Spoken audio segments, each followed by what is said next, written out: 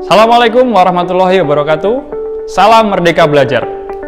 Perkenalkan, nama saya Bayu Wicaksono, calon guru penggerak Angkatan 7 dari Kabupaten Magetan, Provinsi Jawa Timur. Pada kesempatan kali ini, saya akan memaparkan koneksi antar materi yang ada pada modul 2 tentang coaching untuk supervisi akademik. Baik, coaching pada konsepnya bisa kita artikan sebagai sebuah kolaborasi yang berfokus pada solusi, sistematis, dan bertujuan untuk menemukan solusi atau peningkatan kompetensi yang dimiliki oleh coach atau rekan yang kita coaching. Nah, kemudian dalam paradigma berpikir coaching, ada 4 hal yang harus kita perhatikan. Yang pertama, fokus pada coach atau rekan yang akan kita kembangkan. Kemudian yang kedua, bersikap terbuka atau memiliki rasa ingin tahu yang tinggi. Kemudian yang ketiga, memiliki kesadaran diri yang kuat. Dan yang keempat, mampu melihat peluang baru di masa depan.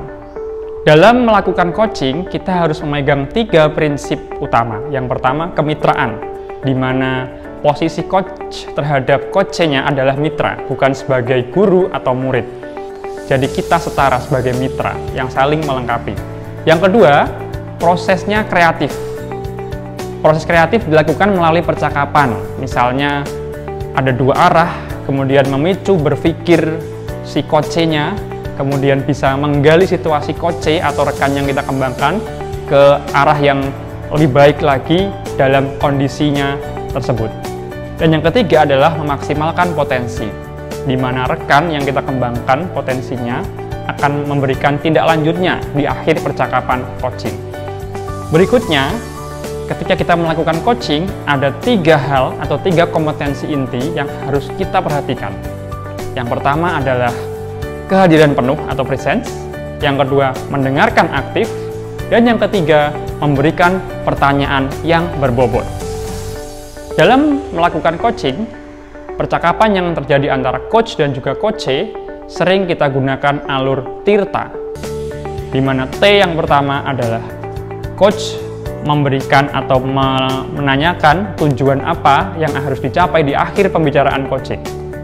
Yang kedua, I, artinya identifikasi masalah yang ada pada coach.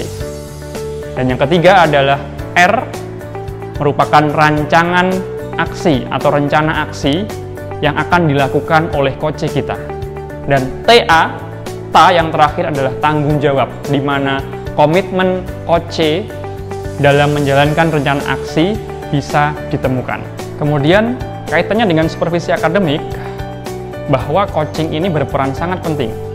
Kita ketahui bahwa supervisi akademik merupakan sebuah proses yang bertujuan untuk meningkatkan kompetensi guru sebagai seorang pemimpin pembelajaran. Nah, dalam supervisi akademik, 2 tujuan yang dilaksanakan. Yang pertama, bisa memastikan pembelajaran yang berpihak pada murid, dan yang kedua, pengembangan diri atau pengembangan kompetensi dari si guru itu. Pada modul 2.3 ini saya juga mengalami sebuah perbedaan paradigma, yang mana di awalnya tentang supervisi. Kita pernah disupervisi oleh kepala sekolah atau pengawas sekolah, takut, nah karena mau dihakimi gitu pada mulanya. Namun setelah mempelajari modul ini, ternyata fokus utama dari supervisi akademik untuk memaksimalkan atau meningkatkan potensi yang ada dalam diri pendidik atau dalam diri guru.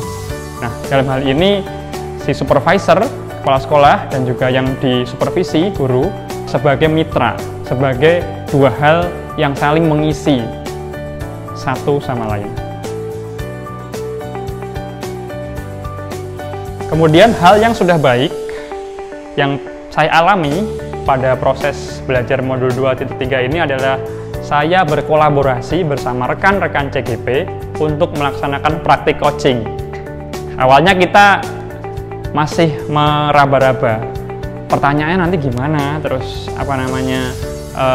solusi dari permasalahan si coach nanti kita harus mancing apa enggak. Nah, itu saya banyak belajar dan ternyata itu bisa dipraktekkan dengan rekan sejawat kita.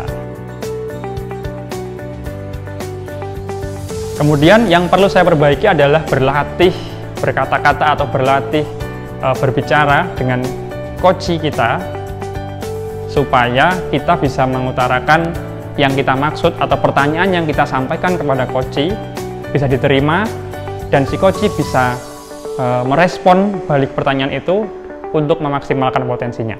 Seringkali saya ketika praktik coaching dengan rekan sejawat, rekan guru penggerak, saya masih menggunakan bahasa campur, kadang bahasa Jawa dan juga bahasa Indonesia. Nah, seperti itu masih saya gunakan dan juga masih agak terbata-bata. Nah, saya berharap ini bisa menjadi pembelajaran supaya bisa lebih lancar lagi dalam bertutur kata. Untuk keterkaitan terhadap kematangan diri dan juga kompetensi dalam mempelajari modul 2.3 ini, saya banyak belajar tentang prinsip-prinsip coaching yang digunakan sehingga saya bisa lebih mengendalikan emosi atau tidak mengambil kesimpulan atau melabeli si coach saya ini. Nah, dengan demikian saya berharap tidak mudah untuk mengecap si coach atau melabeli coach ini dalam keadaan tertentu, sehingga si coach sendiri yang menentukan arah solusi dari persoalan yang sedang dihadapi. Untuk analisis kompetensi coaching pada supervisi akademik, pada beberapa waktu yang saya alami, terkadang supervisi akademik menjadi sebuah hal yang rutinitas atau menjadi sebuah hal yang untuk melengkapi kewajiban saja. Nah, pada kesempatan ini saya berharap si supervisor yang nanti bisa mensupervisi bisa mempraktikkan prinsip-prinsip coaching sehingga guru yang disupervisi bisa memaksimalkan potensinya dengan baik. Pada pengalaman sebelumnya, seperti yang saya sampaikan, pernah supervisi oleh pengawas sekolah dan juga kepala sekolah, dan juga pernah disupervisi oleh Bapak Ibu Guru sebagai observer. Dan harapan besar saya ketika belum terjadi prinsip-prinsip coaching yang seperti saya pelajari, ini bisa menjadi pembelajaran. Untuk keterkaitan materi coaching untuk supervisi akademik ini dengan materi pada modul sebelumnya, di modul 2.1 kita belajar tentang pembelajaran berdiferensiasi. Nah, ketika kita belajar di pembelajaran berdiferensiasi, kita ketahui ada 3 hal yang harus kita perhatikan. Kemudian keterkaitan modul 2.3 dengan modul 2.2 tentang pembelajaran sosial emosional yang kita ketahui di dalamnya ada 5 kompetensi, mulai dari manajemen diri, kesadaran sosial, kemampuan berelasi, dan juga pengambilan keputusan yang bertanggung jawab. Peran coaching sangat dibutuhkan dalam kelima halnya. Dalam melakukan coaching, contohnya terhadap murid kita harus memiliki empati, atau kita harus mengetahui keadaan si murid yang akan kita coaching ini. Begitu pula ketika kita melakukan coaching kepada rekan sejawat, guru seperti itu, kita harus memiliki kesadaran diri yang baik. Kemudian kita harus bisa mengontrol diri yang baik untuk mengutarakan pertanyaan-pertanyaan yang sifatnya konstruktif. Nah, dalam hal ini menurut saya, coaching sangat bermanfaat sekali dalam pembelajaran sosial emosional, baik itu untuk guru dan juga kepada murid. Untuk keterkaitan keterampilan coaching dengan kompetensi pemimpin pembelajaran, sebagai seorang guru kita bisa menerapkan teori-teori coaching untuk proses pembelajaran di kelas bersama murid-murid kita. Dalam hal ini, guru dan murid memiliki pola berpikir yang sama-sama bertumbuh. Muridnya ingin belajar supaya mendapatkan ilmu, mendapatkan materi pembelajaran, gurunya mengajar murid untuk belajar caranya mengajar. Nah, dari hal ini, saya berkesimpulan bahwa keterkaitan coaching dan juga kompetensi pemimpin pembelajaran menyambung dan memiliki keterkaitan yang erat dan saling mendukung. Sekian pemaparan saya tentang koneksi antar materi di modul 2 ini. Semoga bisa memberikan manfaat. Terima kasih. Assalamualaikum warahmatullahi wabarakatuh.